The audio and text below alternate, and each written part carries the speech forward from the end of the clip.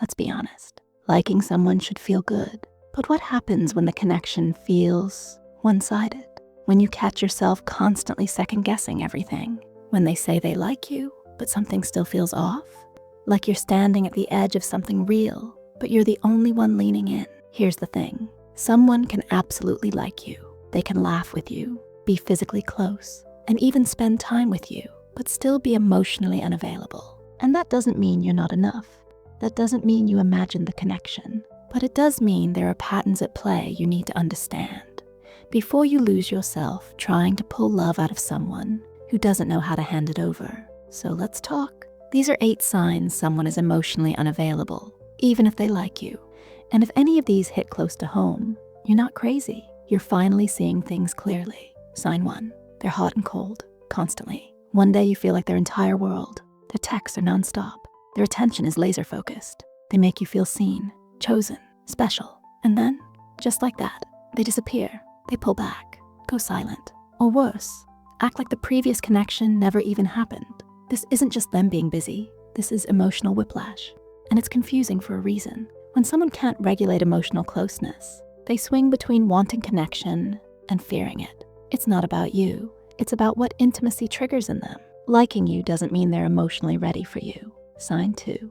They avoid real conversations. You try to talk about feelings, maybe about where the relationship is going, or even just something that hurt your feelings last week. But they shut down, change the subject, crack a joke. Or worse, they act like you're being too much just for bringing it up. Emotionally unavailable people treat emotional conversations like landmines.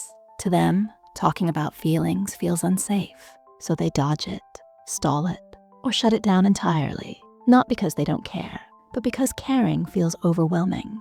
Here's the painful truth. People who never learn to sit with their own emotions will never know how to sit with yours. Sign 3, they keep your connection on their terms only. They reach out when they want. They're available when it's convenient for them.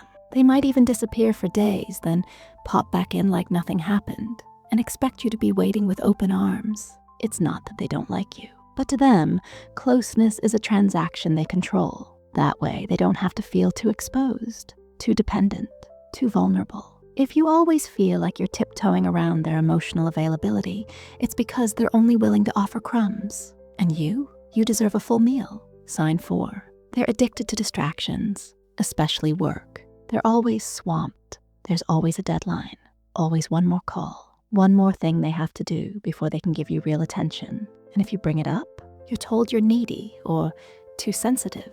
The truth? For a lot of emotionally unavailable people, being busy is a coping mechanism. Work, hobbies, even social media. These become escape routes from emotional depth. If someone's constantly working, but emotionally checked out with you, you're not in a partnership. You're in their peripheral vision. Sign 5, they show up physically, but not emotionally. They cuddle you, text you flirty things. Maybe the chemistry is wild, but ask them how they feel about you. Silence. Try to talk about something vulnerable. Deflection.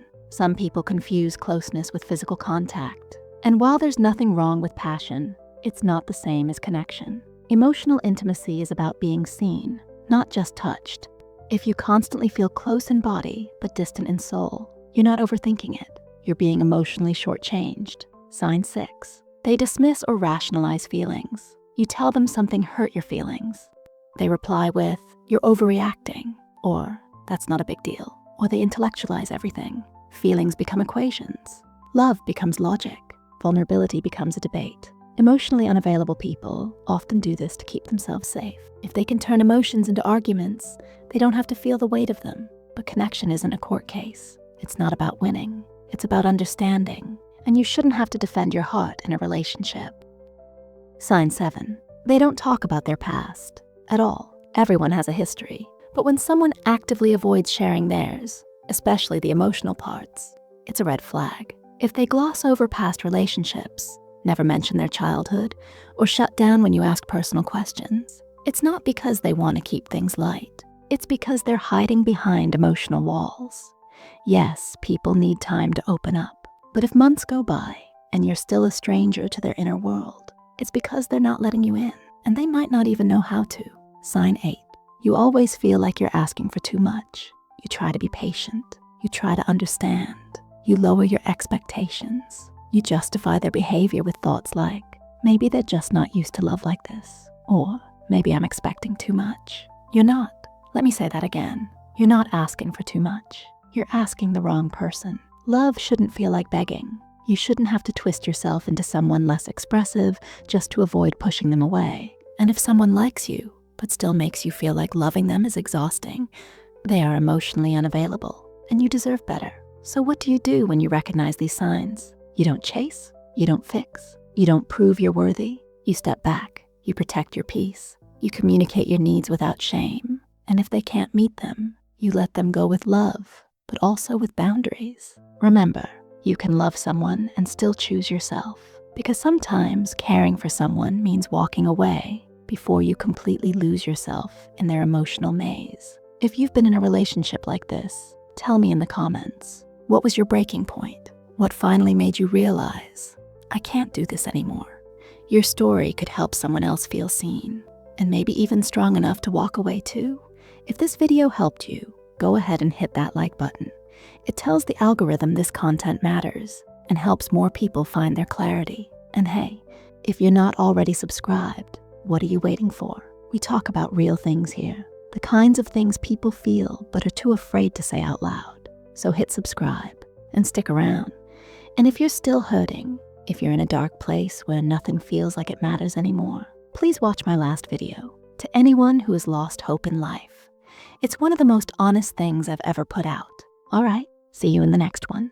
Stay soft, stay strong.